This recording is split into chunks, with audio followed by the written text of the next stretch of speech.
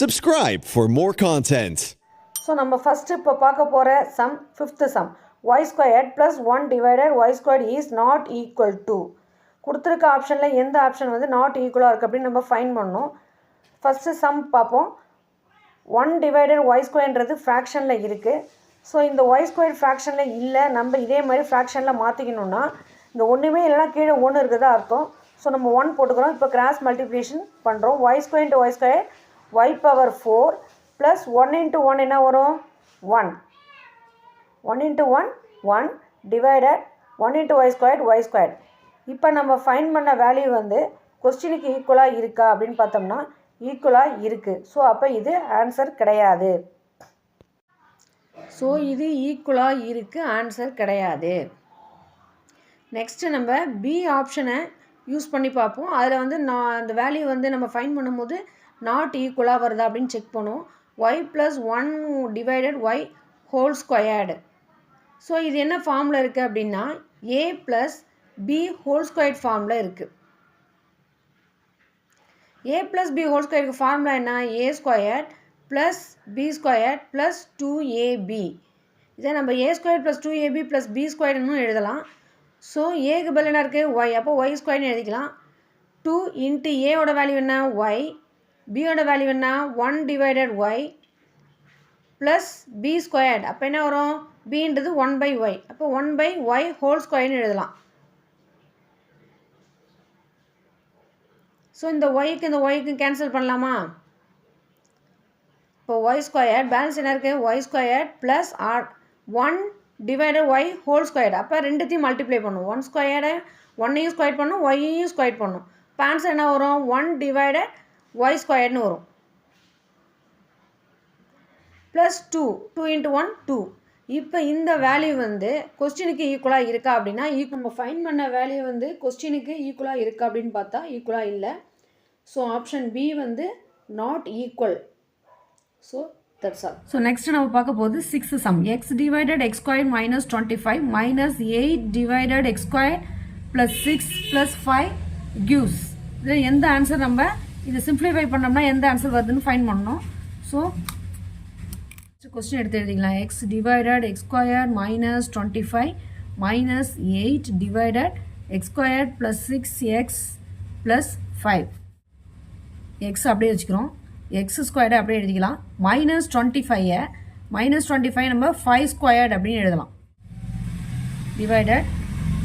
இப்போ இதை வந்து நம்ம ஃபேக்டரைஸ் பண்ணலாம். எப்படி பண்ணலாம் அப்படின்னா ஃபஸ்ட்டு சைடில் லாஸ்ட்டில் உள்ள நம்பரை மேலே எழுதுகிறோம், நடுவில் நம்பரை கீழே எழுதிட்டோம்னா 1 5s are 5. 1 5s are 5 multiply பண்ணும்போது 1 into 5 5, ஆட் பண்ணும்போது 1 + 5 6ன்னு வரணும். ஸோ இதோட ஃபேக்டர் என்னவாக இருக்கும் அப்படின்னா x + 1 இன்ட்டு x + 5. இதை தான் நம்ம வந்து ஃபேக்டரை எடுத்து எழுதணும். இது எப்படி இருக்குன்னா ஏ ஸ்கொயர் மைனஸ் பி ஸ்கொயர் ஃபார்மில் இருக்குது. ஸோ ஏ ஸ்கொயர் மைனஸ் பி ஸ்கொயருக்கு ஃபார்முலா என்ன? ஏ ஸ்கொயர் மைனஸ் பி ஸ்கொயருக்கு ஃபார்முலா என்ன? ஏ ப்ளஸ் பி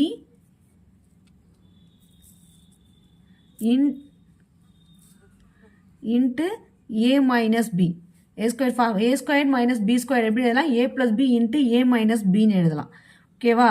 அப்போ இங்கே எக்ஸ் ஸ்கொயர் மைனஸ் 5 ஸ்கொயர்னு இருக்குது.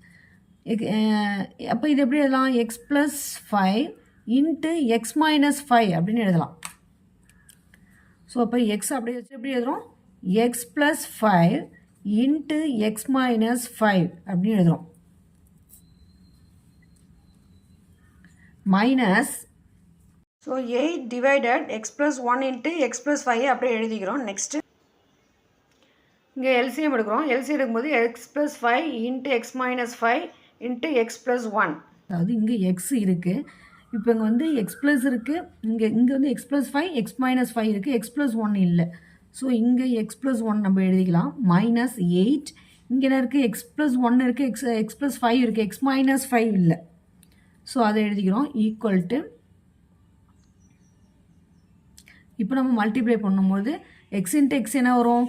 X squared X into 1 X minus 8 into x minus 8x minus to minus plus 8 5s are 40.